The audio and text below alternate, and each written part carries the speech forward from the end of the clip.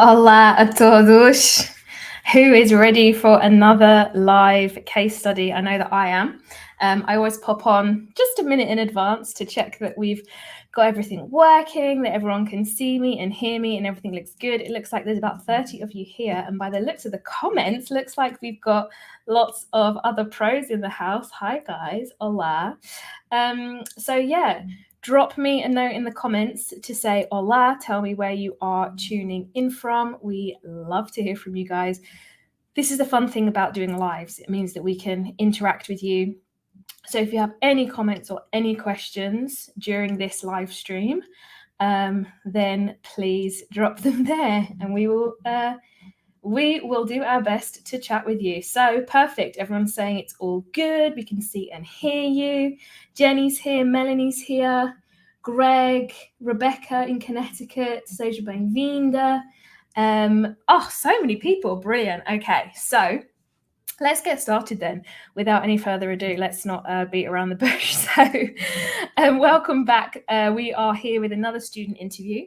And I'm really excited about this one because this is one of my OG students who has been with me for a long time and has achieved such amazing things. And the reason that we host these is to really inspire you guys, anyone who wants to get started learning Portuguese and getting to a conversational level. Even if you have tried and failed before, it is going to be possible to make progress. And Debbi's story today is really going to show you how. So we're going to talk all about her journey, where she started, where she is now, and how she got there.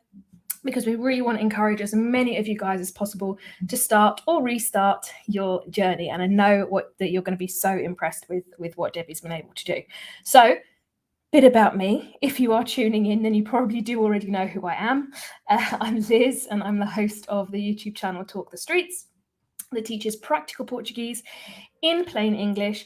And I'm also the creator of the Portuguese Pro program, an online course and community that will take you from saying your very first words up to having your first conversations with native speakers, which is how I met the extraordinary Debbi.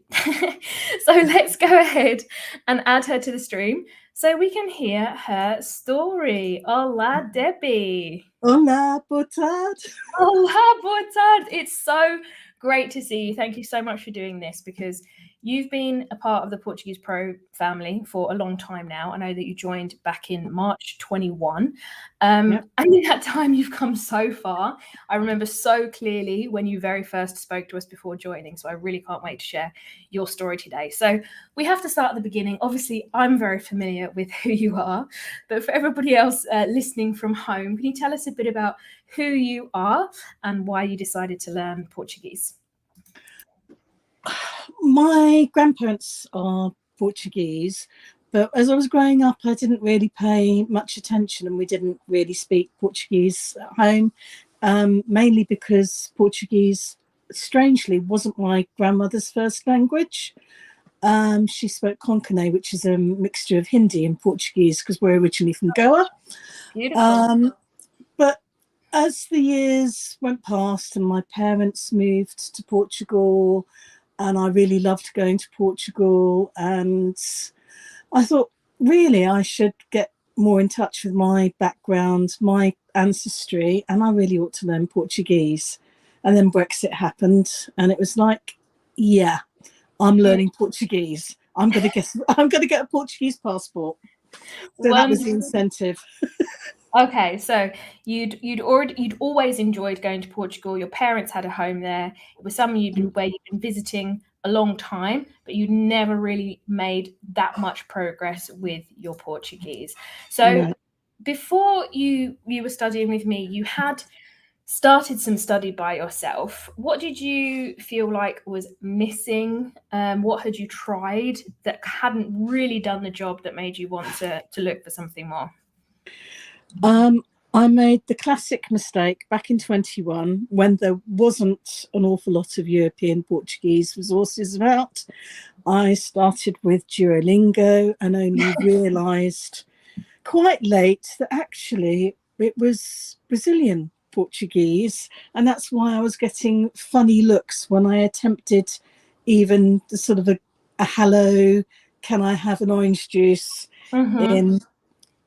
where my parents lived in Tavira, and I was just getting strange looks, and the penny dropped. And I thought, if I'm actually really going to learn Portuguese, I need to learn the right type of Portuguese, and B, I do actually need a teacher. You can't do it all by yourself effectively unless you're super extraordinary.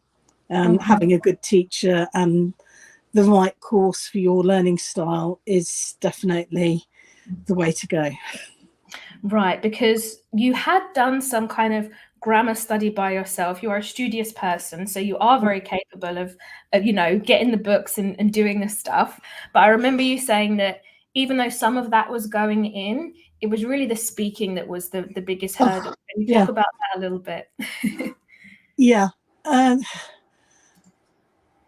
I suppose I'm sort of permanently scarred from a French oral exam back in the 1980s where I just bombed it.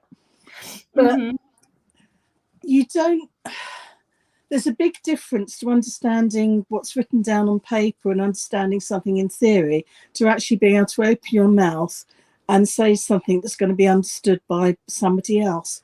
And the older you get, the fear and the embarrassment, and particularly the fear, it's so hard. And you might sort of get a little hola out, but then what do I say next? And what if somebody speaks back to me?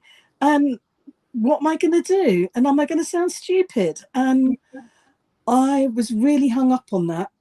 I hate the sound of my own voice anyway. Don't we all? And trying to speak in another language was just, it was too much, too scary. Yeah. And I just knew I had to focus on getting words out. And I wanted to be conversational because the whole point of being able to enjoy time in Portugal is being able to interact with other people and live more like a local. Right.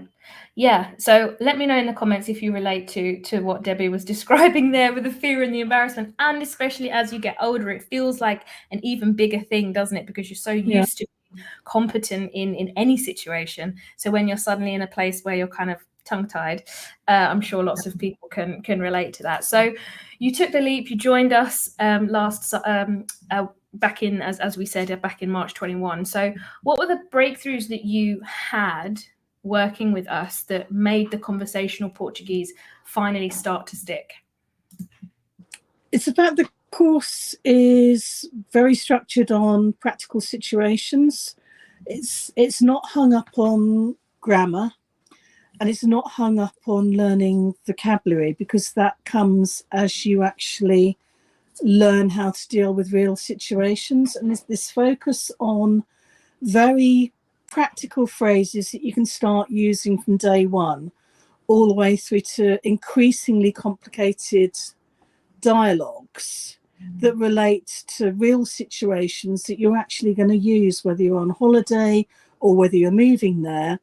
It's all super practical, hands-on, and that's what you need. You make an attempt. You start off with the 30-day challenge, and you get a couple of those phrases under your belt, and you think, oh, I can order a coffee, and I can say thank you, and I can do this, and I can say I've already got a shopping bag, thanks very much. And each time you've said something, you have that little win, and you think, oh, it's not quite as bad and scary as I thought it was. People in Portugal are so delighted on the whole that you're making an effort to speak their language and not to revert to English all the time and be a tourist. That you're making the effort, and it feels so good, and it builds its own motivation. It snowballs. Yes, I love the idea of the snowball. I call it the virtuous circle, the virtuous circle effect, because most people don't get started because they give themselves too much to try and memorize and contend with. So that's why we do sort of walk it backwards and start with this practical stuff that you can gradually build on, because your confidence is going to build at the same time. So I think that's a really great piece of advice for anyone who is listening and wanting to start this journey. You don't have to start with the complicated grammar. You really can start with the kind of practical day-to-day stuff that you'll be using on a daily basis, and that's how the confidence will build. That's brilliant. If you have just tuned in, I know that we have people joining us all the time, so just to explain what we're doing here, I'm here with my student Debbie, who's sharing her experience of learning Portuguese to give you guys the confidence to do the same. When she first started, as she was just telling us, she was totally terrified to speak, but now she's actually gone on to pass the A2 language exam that you need for citizenship, and her highest mark was actually in the speaking section. She won't mind me saying it was a whopping 84%. So if that's something that you want to achieve, just go to talkthestreets.com/apply to see if you qualify for an application call, and hopefully come and join Debbie and I inside the program. If it's sounding good, that's where you can find out more. That's what you need to do. So we'd love to hear from some of you. So in the real turning point for you was finding your speaking partners, right? So we have modules 1 to 3, which is half of the course. And that's when we say to you guys, okay, now it's time to put your money where your mouth is. You've got to start some speaking practice. And people always tell me it's hard to find someone, but you quickly found great people and have kept up your sessions for 2 years now, which is incredible. So I'm sure everyone would love to hear how you found them and how you structure your sessions, because I think that will be super helpful. With one of my language partners, Tatiana, she's Brazilian, but that definitely hasn't held me back at all. You've just got to be aware that Brazilian Portuguese and European Portuguese are slightly different in terms of grammar, and there is an accent difference. But she doesn't speak a lot of English, so that really forced me right from the beginning to speak a lot more Portuguese than I was comfortable with. And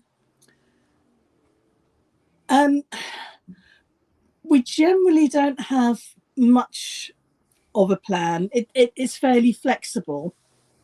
We'll talk about what we've done the previous week, what she's been studying at college, because she's doing a university course in human resources, but she's doing that in Portuguese.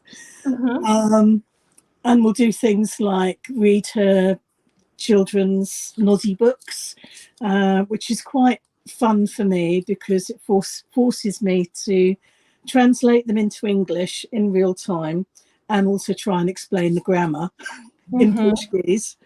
And now she's doing a proper English course. We're now practicing what she's learning in her English classes and working on her pronunciation and trying to get to the bottom of any grammar queries. And when I was doing preparation for the CIPLE course, she was amazing because she helped me structure what I needed to do to actually get through the exam.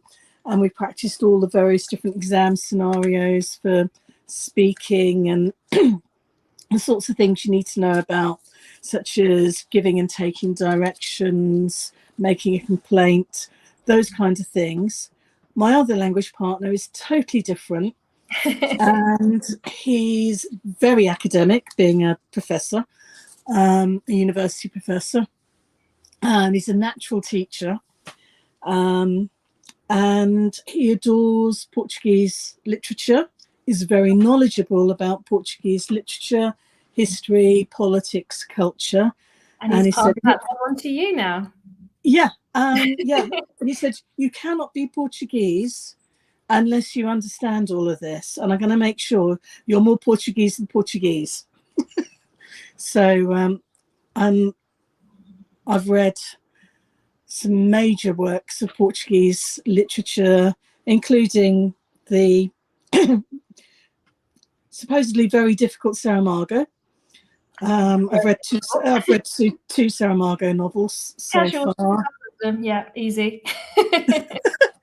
Hard work, but I got there. I've even read Eurico Presbyterio by Herculano Alexandre. Yeah, And all things that I studied at university level, so it's very, very impressive. I mean, did you think when you started this 2 years ago that this is where you would get to with your Portuguese? No, I thought I'd still be struggling with beginner books, reading children's books, not classic Portuguese novels from some of the greatest Portuguese writers. I wouldn't have believed it if you'd said to me 2 years ago. Well, that's brilliant, and it's also so brilliant that you've kept it up so long with your language learning partners. Because again, people say, "Oh, it's hard to find someone," but you really just have to put yourself out there. Because you found yours on Facebook, right? Yeah, I was very lucky. I used the translation app that you recommend on the course and wrote a very polite introduction and request, which I then put on a Portuguese in the UK Facebook group, and I was inundated with potential language partners. And inundated, I love that. Inundated, So yeah. to me, I can't find anyone. I say, really? Well, where have you tried? Yeah, it's worth putting it out in all sorts of different places, because fate will definitely have a hand in finding the right people to be your language partners. The first couple didn't work out, but these two, Tatiana and Francisco, have been absolute stars, are now really good friends. And yeah, I really enjoy their company and the time we have together to speak and what they're teaching me. And hopefully it's a two-way thing, and they enjoy talking to me too.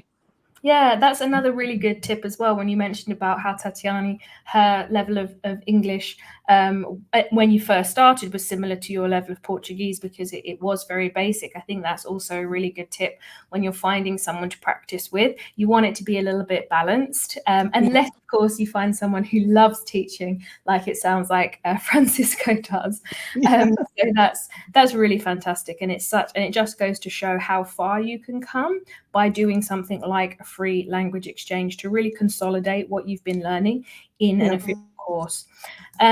So we do have to hear you speak a little Portuguese. So shall I throw a couple of questions at you so we can have a glimpse of what you can do? Pode ser? Pode ser. Boa, então. Por que é que querias aprender português, Debbi? É uma boa pergunta. Ora bem, depois da votação na Inglaterra para sair a União Europeia, fiquei muito triste e zangado. Sempre considerei-me europeu. Mas depois lembro-me que os meus avós eram portugueses. Tens avós? E que podia continuar a ser europeu, obtendo a dupla nacionalidade. Então, por isso, propus-me a aprender português, a língua dos meus antepassados. Boa, perfeito. Eu também fiquei muito triste depois do Brexit. E é por isso que estou aqui também. Que desastre, não é? Sim. Não vamos falar muito nisso, mas sim. E pronto. E esta semana também foi o teu aniversário. Como foi? Não foi o melhor, porque a minha avó faleceu recentemente. Sinto muito a sua falta. Mas ela tinha 102 anos. Mas, pelo menos, tive um dia de folga e o meu marido levou-me a jantar fora, num restaurante tailandês. Boa! Foi ótimo. É sempre bom jantar fora, mas sinto muito pela tua avó. Fico feliz que pelo menos podia jantar fora. Fantástico. Olha, estou super impressionada. I'm so impressed. And so is everybody else. Everyone's like, amazing, well done, Debbie. So that was really good to get a glimpse of your Portuguese there. For anyone who doesn't speak Portuguese yet, can you quickly share a little bit of what you were saying? Because we usually have subtitles with a recording, but obviously that was live, so we can't do that. What I was saying is that after England, the UK voted to leave the European Union, I wasn't very happy about that, not at all. And because I've been brought up, I've always felt European. And then I remembered that my grandparents were Portuguese, and I'd probably qualify for a Portuguese passport through my grandparents. So that gave me an incentive to learn Portuguese and get dual nationality. So I'm just trying to sort out the paperwork now. And then when Liz asked me about my birthday, I said, unfortunately, my grandmother, it wasn't the best birthday because my grandmother has died really recently. I mean, she was 102 years old when she died. So, I mean, what an amazing life. But I do miss her. But despite that, I did have a day off, and my husband took me out for a very nice dinner at a Thai restaurant. Good for him. So I can't complain. Good. Perfecto. Wonderful. That's fantastic. Well, again, if you have just this is my student Debbie. She is sharing her experience of learning Portuguese to give you guys the confidence to do the same. When she first started learning, she was terrified to speak, but as you've just seen, she is all over it now, off the cuff, with her Portuguese speaking. She's gone on to pass the citizenship language test, and her highest mark was in the speaking section. So if that's something that you also want to achieve, go along to talkthestreets.com/apply to fill out the form and see if you qualify for an application call with us. We'd love to have you come and join us inside the program. It does take a few days to get back to you, but if this is sounding good and you want to find out more, that is where you need to go.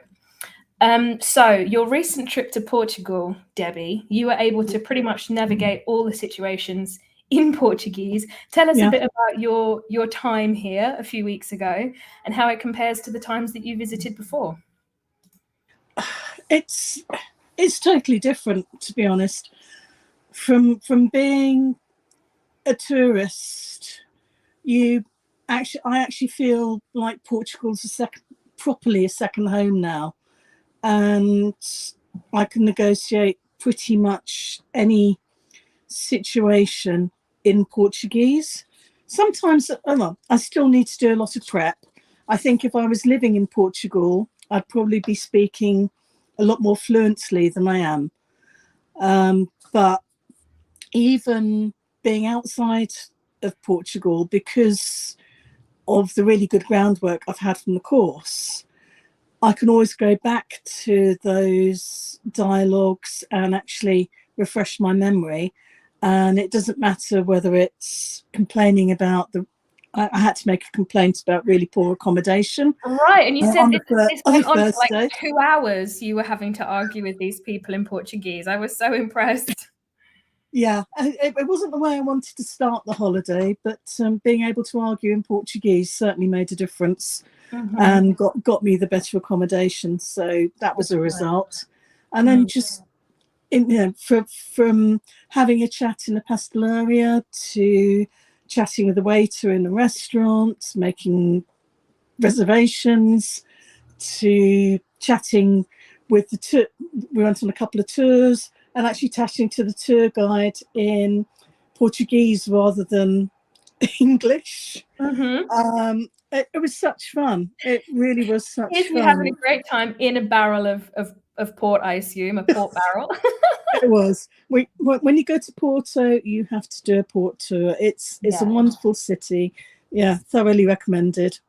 Amazing. Well, it looks like you had a really, really gorgeous time there, and I'm so happy to hear that it was a completely kind of different experience being able to to actually speak Portuguese. Oh, I accidentally removed you instead of the photograph. Sorry about that. So yeah, that's brilliant to hear. So if anybody has questions for Debbie, you can definitely put them in the comments and we will see if we can get to some at the end. But I guess this is kind of the most important part, Debbie. Like, what advice do you have for people watching right now that think, wow, I wish I could get as far as Debbie has, particularly perhaps during around the CIPLE exam itself? Because I know it's a little bit mysterious. As time's gone on, we've managed to prepare more preparation materials around it. But I mean, you sat this about a year after taking the program. So any advice you have for people who are listening? You do need to be very organised in your preparation, and actually deciding to do it and booking a date is a great way of focusing your efforts. Love that. Give yourself a deadline and a challenge. Deadline and a challenge. Give yourself at least 12 to 16 weeks to focus totally on CIPLE syllabus.